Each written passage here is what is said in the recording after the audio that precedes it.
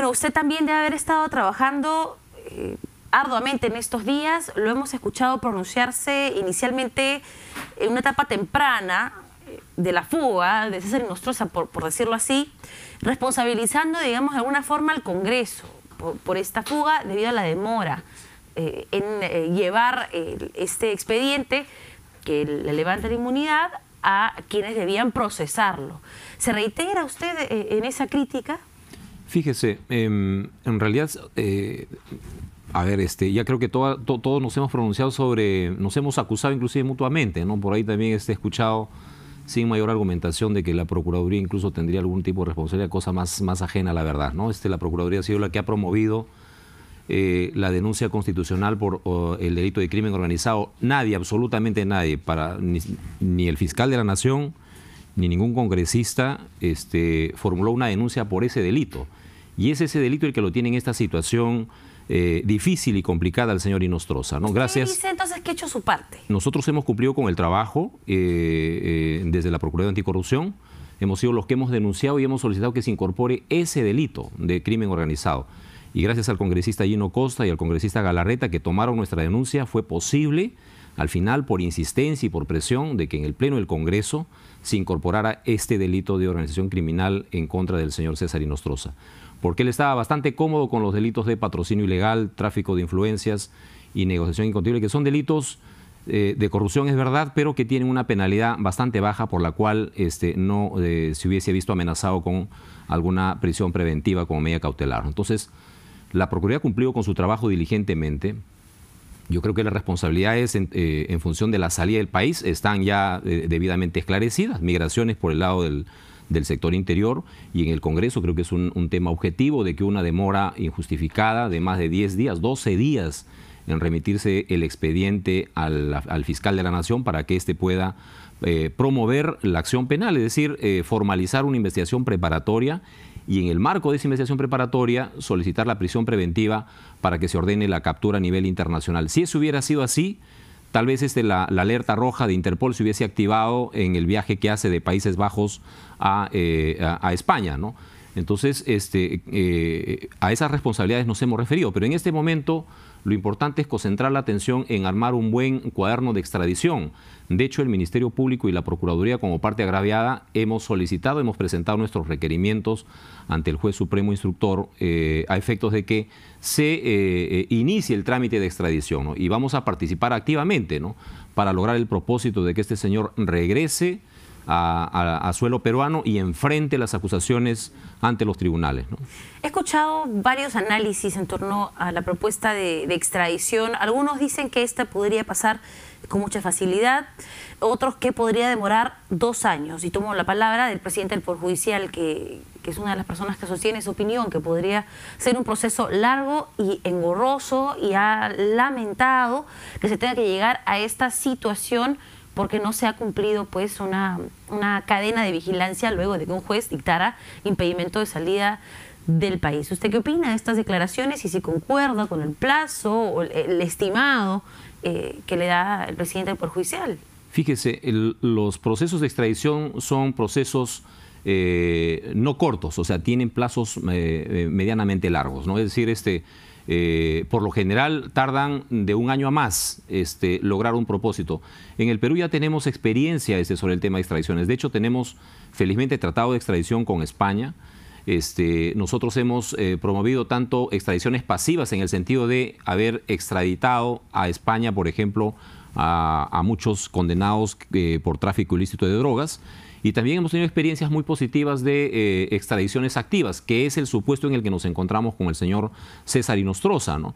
Entonces, creo que en base a esta experiencia judicial, creo que nos va a ir bien. La idea es armar un buen expediente, que se cumplan con todos los presupuestos que demanda el Tratado de Extradición con España, para que las autoridades judiciales de España no vayan a observar, porque en realidad puede ser por forma o por el fondo que en España pueda que las cosas no resulten bien. Por eso es importante hacer un buen trámite de extradición, ¿no? ¿Ha quedado descartado entonces que se pueda dar el escenario de expulsión?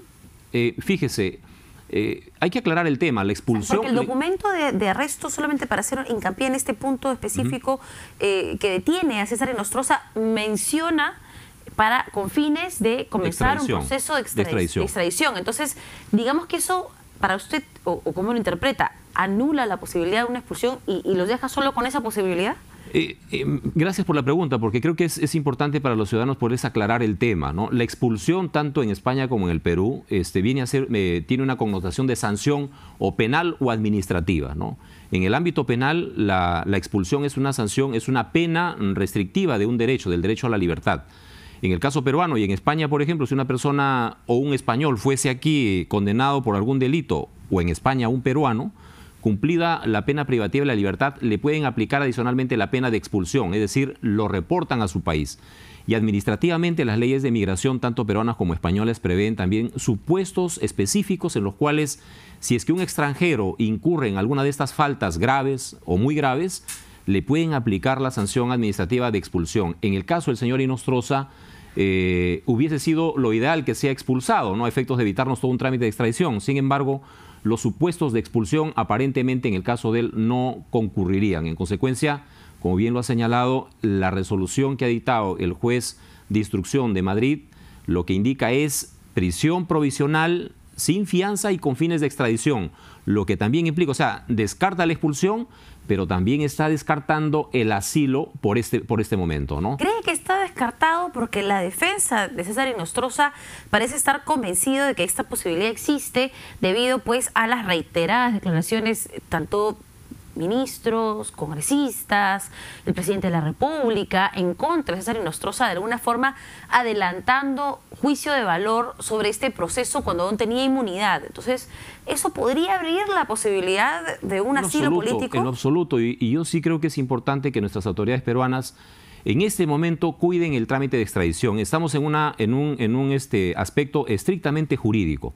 Aquí las apreciaciones políticas deberían dejarse de lado y yo creo que es importante que las personas que vierten opiniones políticas se abstengan por ahora de hacer calificaciones sobre la situación jurídica del señor Inostroza. No hay ninguna razón para alegar el tema de persecución política, ¿no? Y decía yo de que lo resuelto por una autoridad judicial de Madrid, de España, sobre el tema de la medida de prisión provisional con fines de extradición, a criterio de la Procuraduría, lo que está de alguna manera optando también el sistema judicial español es dejando de lado por ahora el tema del asilo, porque no olvidemos que el señor Inostroza concurre a una instancia policial a fin de solicitar el asilo, pero es la autoridad judicial la que ha dicho por este momento vamos a garantizar con una prisión provisional hasta que se tramite la extradición que tiene que solicitar el Estado peruano. En consecuencia, la medida provisional se ha dictado para garantizar el trámite de extradición, no el asilo. Entonces, nosotros interpretamos ahí de que por ahora el asilo está descartado hasta que no se resuelve el tema de la extradición. Pero por si acaso, todo el mundo callado. Que nadie diga nada sobre Inostroza, más allá de las cosas de procedimiento. Así es. Yo creo que se pueden hacer apreciaciones jurídicas, vertir opiniones jurídicas, pero creo que nuestras autoridades que cumplen un rol político desde sus cargos, lo importante en este momento es que el órgano judicial, que es en ese momento el competente para poder tramitar la extradición, haga su trabajo, ¿no? Es importante tomar cuidado ahí, ¿no? ¿Y qué va a hacer la Procuraduría en el caso de migraciones? Porque no sé, capaz usted tiene más información que yo sobre este tema, pero se habla de la siguiente cronología y se responsabiliza al Congreso, al Ministerio Público, por no haber tomado las medidas correctas, al control en Tumbes, por haber permitido la salida. Se acusa a esta funcionaria de haber simulado el registro del pasaporte de César Inostroza. Pero la pregunta que yo me hago es, él tenía un pasaporte diplomático que fue anulado. Él luego tendría que haber sacado un nuevo pasaporte con esta medida de impedimento de salida del país vigente. ¿Se sabe quién emitió ese pasaporte? ¿Se sabe con qué pasaporte viajó de Ecuador a España? ¿Se sabe qué funcionarios adicionales podrían estar involucrados? ¿Usted como procurador está interesado en investigar esto y denunciarlo? Mira, de hecho, haya una investigación abierta, hay una funcionaria o exfuncionaria detenida, ¿no es cierto? Creo que hay elementos más que suficientes que indican de que aquí se habría cometido delitos por parte de los funcionarios o servidores de migraciones que trabajaban en ese puesto en frontera, ¿no? No es la Procuraduría Anticorrupción la competente para ver ese caso, ¿no? Ahí se han cometido delitos contra la Administración de Justicia y hay un procurador del sector interior que me parece que es la que ha activado la denuncia y es la que tiene que seguir la investigación. También hay un procurador del Poder Judicial que ve todos los delitos en agravio del Estado cuando se trata de delitos contra la Administración de Justicia, ¿no? De hecho, la Procuraduría va a pedir seguramente información a nuestros colegas de las otras Procuradurías para saber el avance de la investigación. De tal manera que ya está en curso una investigación, hay presuntos responsables identificados y esperemos que la investigación avance y que sean sancionados ejemplarmente, porque definitivamente han facilitado la salida de Inostroza. Ahí están las imágenes, ¿no? Es indudable, ¿no? ¿Y usted qué cree? ¿Que esta funcionaria actuó sola, como se pretende decir hasta el momento, que ella actuó de forma independiente y autónoma? Mire, yo no quisiera especular, ¿no? Los procuradores, lo menos que debemos hacer son especular, sino hablar en función de hechos y esperar que las investigaciones avancen, ¿no? Acabo de leer en un medio, si esa información es cierta, me parece que eso podría responder la pregunta, ¿no? Parece que esta funcionaria podría eventualmente acogerse a una colaboración eficaz. En su legítimo derecho, es una opción para cualquier procesado investigado de acogerse a la colaboración eficaz, lo que significaría que tiene información relevante que comprometa, digamos, a otras personas, lo que implicaría también de que no actuó sola, ¿no? En este caso, usted ha dicho que la Procuraduría actuó en todas sus funciones, le exigió al Congreso que incluya a César Inostroza por el delito de crimen organizado, pero lo que nos preguntamos los demás es, ¿y qué pasó en esos días, esos más de 10 días, en los que no se envió la acusación a la Fiscalía? ¿Ustedes no se dieron cuenta? ¿No le pidieron al Congreso que enviara el cuaderno? ¿O la Fiscalía, digamos, por ejemplo, tengo las declaraciones de un abogado constitucionalista que asegura que si bien la atribución para recibir esta denuncia es del fiscal de la Nación, Pablo Sánchez, quien ya está investigando a los cuellos blancos del puerto, debería haber pedido información, haber hecho la gestión para pedir la información y no haberse quedado sentado esperando que esta le llegue. A ver, fíjese, la Procuraduría ha tenido una posición bastante crítica sobre la acusación constitucional. Usted recordará que la pretensión de la Procuraduría es que se incorporen, que sean acusados por delito de organización criminal, incluyendo a los ex consejeros del CNM. Esa es la denuncia constitucional que ha formulado la Procuraduría. Le voy a pedir una breve interrupción porque tenemos que enlazarnos con la audiencia. En unos minutos. Perfecto. Sí. Disculpe, continúe. Sí, le decía eso. En consecuencia, la Procuraduría en esos días ha estado formulando otras denuncias constitucionales en función de la información que ha ido recabando la Fiscalía de Crimen Organizado. Pero usted pregunta sobre el tema de qué pasó allí, por qué razón pasaron tantos días sin que se haya ejercido alguna acción de parte de las instituciones. Así es. El Ministerio Público, como institución y de manera particular el fiscal de la Nación, porque así está establecido en nuestras normas, ¿no es cierto?, es la instancia y es la autoridad encargada de formular la denuncia constitucional y a su vez también recibir la acusación constitucional, ¿no? Ahora sí le voy a pedir una breve interrupción para enlazarnos con esta lectura de sentencia que va a decidir la prisión preventiva de César Inostroza. Por tales consideraciones, el Juzgado de Investigación Preparatoria de la Corte Suprema de la República resuelve: 1. Declarar fundado el requerimiento de prisión preventiva efectuado por el representante del Ministerio Público.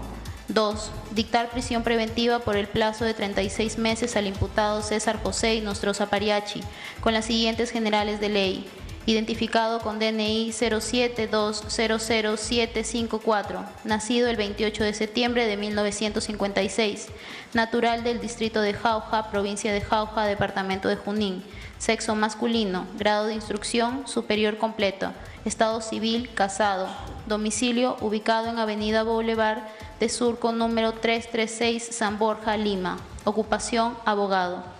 Cúrsese los oficios de ubicación y captura a nivel nacional e internacional a la Policía Nacional del Perú, registro de requisitorias del Poder Judicial e Interpol. notificada en audiencia pública con su lectura. Firma del presente, doctor Hugo Núñez Julca, juez supremo del Juzgado de Investigación Preparatoria de la Corte Suprema de Justicia de la República. Gracias. Bien, entonces se va a preguntar al señor fiscal supremo la conformidad o no con la resolución que se le ha puesto en conocimiento. Conforme, señor. Igual pregunta al señor abogado de la defensa técnica. Señor, interpongo recurso de nulidad y le solicito que el plazo que establece el artículo 278 del Código Procesal me sea concedido para fundamentarlo en las próximas horas. Bien, señor abogado, efectivamente se le concede el plazo establecido por ley, ¿no? Para que lo fundamente bajo el apercibimiento, ¿no?, de ser declarado inadmisible si así no lo hiciera. Entonces culmina entonces Perdón, señor juez, solo una aclaración. Sí. No es recurso de nulidad, sería de apelación. Está interponiendo una nulidad, ¿no? Bien, entonces dictan 36 meses de prisión preventiva para César Inostroza y su defensa presenta un recurso de nulidad. ¿Qué opina sobre lo que acaba de suceder? Tenía que ser así, ¿no? Creo que es la medida que corresponde en las circunstancias en las que se viene dando el caso, ¿no? Porque se cumplen con los 3 presupuestos que exige el Código Procesal Penal. Hay suficientes elementos de convicción que son graves y fundados elementos de convicción que lo vinculan al señor Inostroza con estos delitos de corrupción y de crimen organizado que se han imputado, ¿no? La pena que se le va a aplicar de llegar a ser condenado evidentemente va a superar largamente los 4 años de pena privativa de la libertad, y finalmente el tema del peligro procesal o de fuga creo que ha quedado más que evidente con su comportamiento de incumplir con un mandato judicial de impedimento de salida, ¿no? La defensa ha pedido un recurso de nulidad, ha presentado un recurso de nulidad a la sala. ¿Qué significa esto y en cuánto tiempo tiene que resolverse? Es derecho de todo imputado frente a una resolución judicial que les adversa por principio de doble instancia, recurrir, digamos, a segunda instancia, ¿no? Con el recurso de apelación subiría, digamos, a una sala penal de la Corte Suprema que tendría que ver dicho recurso, ¿no? Y esperemos que ahí se confirme la resolución del juez instructor supremo que acaba de dictarse. El hecho de no tener, digamos, una prisión preventiva consensuada en doble instancia, ¿podría de alguna forma entorpecer este proceso de extradición? En lo absoluto, ¿no? Inclusive la medida de prisión preventiva se ejecuta y el trámite de extradición va a tener que proseguir su curso. No impide absolutamente nada, son cuerdas separadas, ¿no? En este caso, se ha corroborado que los delitos que se le están atribuyendo a César Inostroza, cohecho pasivo, cohecho activo, tráfico de influencias, son delitos de la misma gravedad en España o tipificados, digamos, en el mismo sentido. Pertenencia a una organización criminal dentro de estos supuestos, porque digamos que no es una organización criminal que roba casas, ¿no? que tiene una red de sicarios, es una organización criminal presuntamente organizada para poder cometer ese tipo de delitos administrativos funcionales. ¿Este tipo de delitos se ha corroborado que tenga su equivalente en España para justificar una extradición? Hemos hecho el análisis comparativo de derecho comparativo entre nuestro Código Penal peruano y el Código Penal de España, y los supuestos típicos que acabas de mencionar, hay que corregir ahí. En realidad los delitos que se le imputan a Inostroza Pariachi son el de organización criminal, previsto en el artículo 317 del Código Penal. Antes se denominaba asociación ilícita, ¿no? Ahora ha cambiado de denominación y obviamente ha incrementado la pena, ¿no? Y está patrocinio ilegal, que son ya delitos contra la administración pública, patrocinio ilegal, tráfico de influencias y negociación incompatible. Son 4 delitos que se le imputan a Inostroza Pariachi y que tienen su correspondencia en el Código Penal español, en realidad con diferentes denominaciones en algunos casos y diferentes penas, pero lo importante es que el comportamiento prohibido, el comportamiento típico, esté previsto en las normas de España. Eso se ha verificado. Y para que proceda la extradición basta que calcen en cualquiera de estos supuestos en el Código Penal español y que no haya prescrito la acción penal y que tengan una pena privativa de la libertad por encima de 1 año. Eso es lo que exige las normas de extradición. O sea, desde ese punto de vista se cumple satisfactoriamente todos los requisitos, ¿no? Y volviendo a la pregunta antes de interrumpir, ¿no le parece, y la crítica que se hacía en este caso específico a la actuación de Pablo Sánchez, es si el fiscal de la Nación ya le había derivado la investigación por los CNM audios a los exconsejeros, e incluso había presentado y sustentado una acusación constitucional contra César Inostroza al Congreso, ¿no le parece que él debió desde su silla, por lo menos, pedirle al fiscal de la Nación que pida el expediente, hacer algo, denunciarlo a los medios de comunicación, que no le ha llegado la acusación, hacer algo más que esperar sentado? Bueno, yo creo que si bien es cierto, el fiscal de la Nación le ha delegado, se ha excusado para conocer el caso y ha delegado al fiscal supremo Pablo Sánchez para que realice las investigaciones, las indagaciones, se encargue de sacar adelante la investigación del caso, lo cierto es que el fiscal de la Nación, como titular de la entidad y por tratarse de una acusación constitucional, es el funcionario responsable de canalizar los pedidos ante el Congreso de la República, y el presidente del Congreso de la República de remitir la información al fiscal de la Nación. Una vez que esta información llega, pasa evidentemente al fiscal encargado de la investigación, que quizás pudo haber formulado algún pedido, habida cuenta que ya habían transcurrido varios días, tal vez sí, ¿no? Pedir algún tipo de información, cursar algún documento, tal vez, ¿no? Eso lo tendrán que explicar los representantes del Ministerio Público, qué es lo que pasó desde dicha entidad para que pasaran tantos días, ¿no? En el Congreso de la República, y curiosamente, una vez que se demuestra el ingreso del señor Inostroza a suelo español, el Congreso remite la acusación, ¿no? Pero a todos se les escapó. Nadie se le ocurrió preguntarse dónde estaba Inostroza y en qué estadio estaba este documento. Aquí hay un tema que hay que señalar también.